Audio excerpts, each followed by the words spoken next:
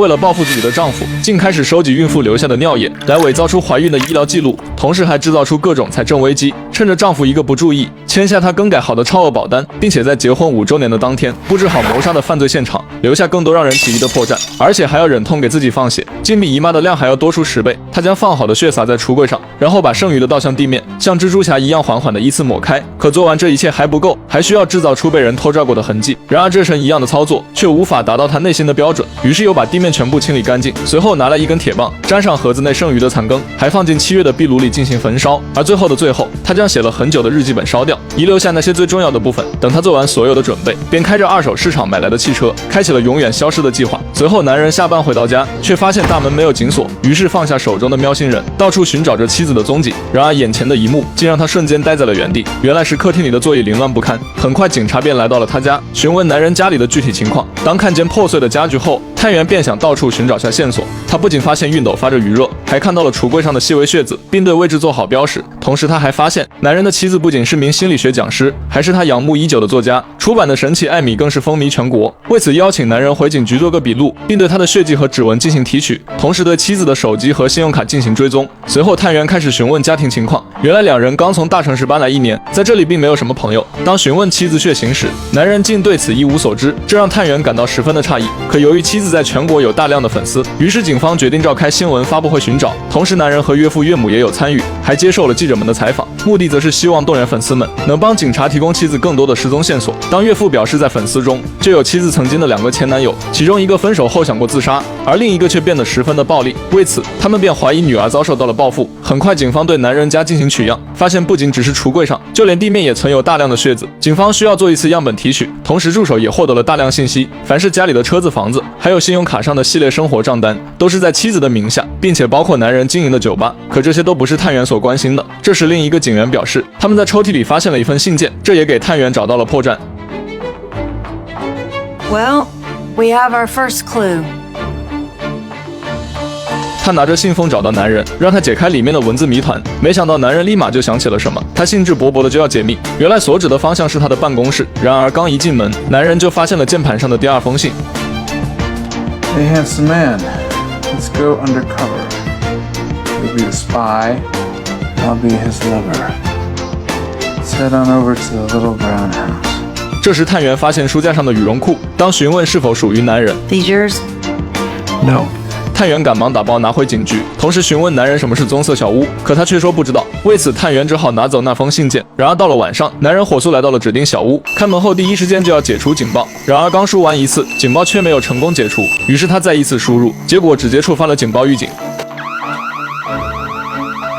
此时电话铃响起，当他不耐烦地接听电话时，看到了妻子留下的第3封信。还不等他拆开信封，探员就随之赶到了现场。他赶忙挂掉了电话，同时把信件隐藏了起来。当探员询问他为何来到这里，他却说这是父亲的房子，自己是来清理一下卫生而已。这让探员没有多问，只能眼睁睁地看着他离开。回到家后，男人立马开始解读里面的谜团，瞬间让他倍感不妙。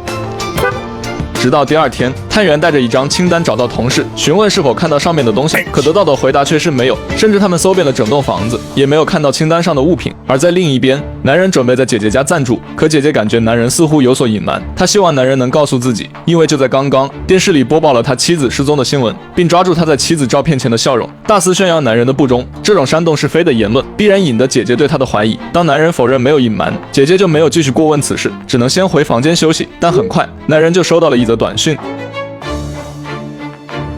于是他赶紧开门查看，却并没有发现任何人影。这时车库门口一响，他走近查看，原来是他的学生，也是男人的爱慕者。为了不打扰房间里的姐姐，他赶忙关上车库门和灯，把女孩拉到客厅坐下，并不断叮嘱女孩，这段时间最好是不要往来。 You buy my presents in cash. I'm not stupid, Nick. I know, sweetie. Did you leave a pair of red panties in my office? No, maybe. 最终在女孩的软磨硬泡下，他释放了这几天的所有压力，直到早上，女孩才依依不舍地离开。但这一切都被姐姐全部知晓。没想到男人连姐姐也欺骗，这也将姐姐的怒火点燃。她把新闻重新给男人看了一遍，而迟钝的他这才明白，自己竟然已经名声尽毁，成了不折不扣的渣男。为了挽回这种局面，在一次粉丝首页会上，他主动站出来表态，不仅否认了犯罪的可能，还强调了对妻子的爱。此时昨晚的女孩也在台下，并用唇语怒骂着男人。为了洗白自己的冤屈，他不断发表着各种有力说辞。突然远处一个孕妇怒吼 What did you do to your pregnant wife? You tell Mammy was 6 weeks pregnant. 这让众人大失所望，同时给了男人一个致命一击。最后在警方的保护下，狼狈地离开了活动现场。可即使回到了家，他也逃不过探员的盘问。他甩出照片，里面全是妻子与邻居的合照，显然孕妇的话都是事实。然而男人还想解释，结果探员拿出了更多的疑点，不仅有伪装过的搏斗痕迹和被清洗过的血迹，还有那极度堪忧的财务状况，里面全是购买的高昂物品清单。而最重要的，则是妻子价值几百万的人身保险单。 You filed the paperwork. Because she told me to. 还不等男人过多解释，这时探员接到一通电话，原来是医院那边打来的。他们查到了妻子的医疗记录，显示妻子真的怀有身孕，这让男人愤怒不已。I don't want to talk to you again, ever, without a lawyer. 因为他明白所有的证据都是指向自己，他就是那个杀死妻子的头号嫌犯。当姐姐再一次找他时，他却表示这一切都是妻子的阴谋。为了证明自己，他拿来了一个盒子，里面正是夫妻俩去医院的检查报告，上面显示的是人工受孕记录，自己已经做完了程序，唯独只有妻子没有完成最后一步。而另一边的警察也没有闲着，他们来到那个棕色木屋，继续寻找着关于妻子的线索。当时在小屋巧遇男人，想必也是男人隐藏尸体的地方。当他们来到地下室，却看到了打开小门的炭炉，而里面正好有本没烧完的日记，这正是妻子的日记本，上面记录着两人的点点滴滴。他们在一场作家聚会相遇，是男人带他逃离聚会，然后来到暗巷中的一个面包店。那晚两人就恋爱了，直到朋友的一次婚礼上，男人向她求婚，最终走入了婚姻的殿堂。至此，每年的纪念日，两人都会玩一次寻宝游戏。在别人的眼中，他们是最美满的夫妻，也是所有人都向往的生活。而这一切都被次贷危机打破，这不仅让两人双双失业，也给整个出版业造成重创。此次男人不再幽默，也不再知情识趣，整天都在家里玩着各种游戏，还会买各种昂贵的电子产品。这也让妻子成了一个泼妇，整天都会因小事在男人面前唠叨。他也不知道自己何时变了，也不知道自己到底哪里错了。直到一天晚上，妻子渴望获得一个自己的孩子，来挽救这个即将破碎的家庭。最终两人爆发了矛盾，争吵之下，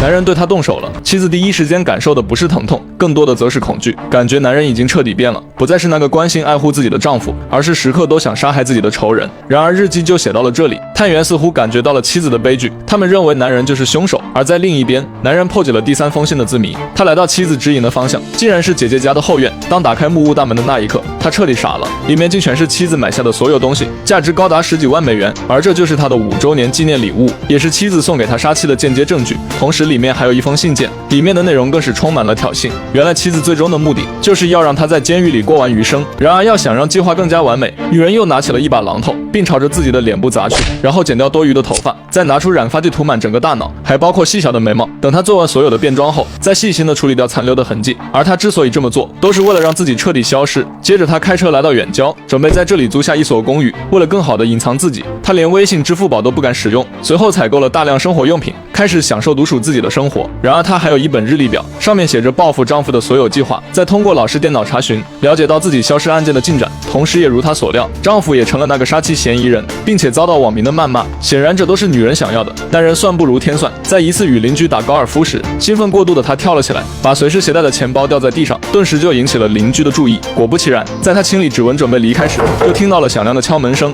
开门后发现正是邻居两人，她本想阻止他们进入，但还是被小伙强行闯进。当女孩关门的那一刻，她就倍感不妙。显然两人是有备而来，他们此前的目的只有一个，就是找出女人藏钱的地方。可翻找了半天，却什么也没有找到。为此他们开始威胁女人，眼看女人无动于衷，他们只好强行抢走身上的钱包，里面全是满满的100元大钞。等他们满意的离开后，女人发出歇斯底里的呐喊，这完全不在计划之内。之后她拿好行囊，用仅剩的一点点零钱给那个最爱她的男友打去了电话。很快她来到了约定的地点，并将车擦拭得干干净净，避免留下任何的蛛丝马迹。很快前男友科林便找到了她，她谎称自己遭到了家暴，想要离婚，却被丈夫用死亡威胁自己，还称自己一旦被找到就会被丈夫直接杀死献祭，而自己因为害怕只能选择独自在外漂泊。这让科林很是同情，决定把她安顿在自己的别墅里。可当两人准备离开时，新闻播报了最新的案件进展。一位名叫安迪的女孩声称她与丈夫曾经有过私情，并且宣称都是遭到丈夫的欺骗。还不等女人愤怒，父母也接受了记者的采访，还决定不再与丈夫来往，同时坚信丈夫与自己的失踪有关。然而另一边，男人找到了自己的律师，把所有的经过全部说了一遍。听后律师立马告诉男人，只要他肯出钱，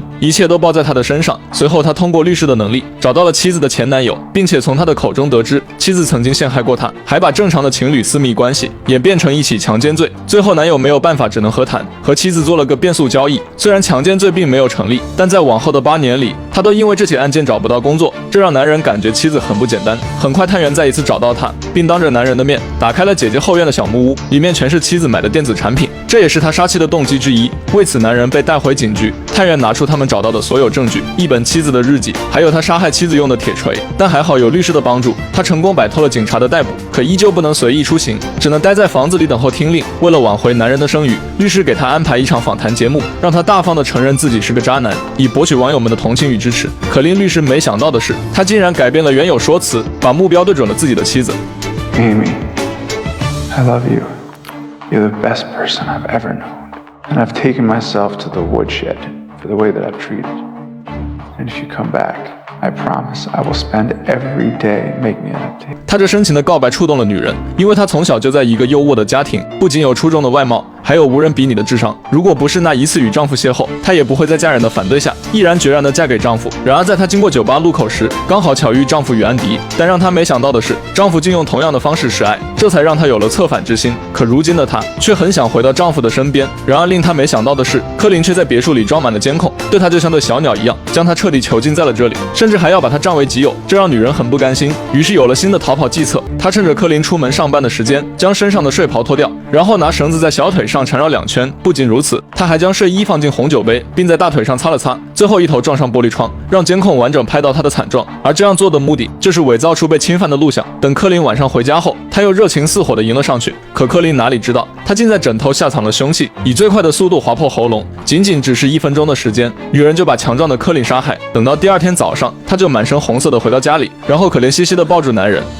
You fucking bitch. 这也给所有记者拿到头条。很快，医生经过检查，确定了女人曾经受到侵害，而且下面还有白色残留物。随后，警方对女人进行盘问，她却表示在消失的当天，前男友突然登门拜访，并且还想强行占有自己。最终，她搏斗失败，只能被带进了他的私人别墅，每天晚上都遭受侵犯，不仅不给她吃喝，还把她像狗一样困在里面。如此凄惨的经历，让一旁的警察都倍感伤心。同时，女人还表示，别墅里到处都是摄像头，她希望把录像全部调取出来。最终，女人被拯救，而男人也摆脱了杀妻的嫌疑。等2人回到家门口，竟装模作样的回到家里。当把大门关上后，男人就开始质问女人 You need to tell me exactly what happened. Take off your clothes. I need to make sure you're not wearing a wire. 最后2人全身赤裸，女人把所有的经过告诉了他，同时全世界都站在了他这边，导致男人再也不敢离开。男人怎么也没想到，自己的妻子竟然是如此的心机。经过这一战之后，女人的名气变得越来越大，男人也被她彻底拿捏。 Right now, it's all about our marriage. When two people love each other and can't make that work, That's the real tragedy. Kiss my cheek. 直到2个月后，他送了一份大礼给男人。当打开盒子后，得知竟然是妻子已经怀孕了，但男人却感到十分的疑惑。这段时间从没有碰过她，孩子又是从何而来？当得知女人偷偷完成了人工受孕，他又愤怒地把女人摁在墙上。I'm the cunt you married. The only time you liked yourself was when you were trying to be someone this cunt might like. Look, you're delusional. I mean, you're insane. Why would you even want this? That's marriage.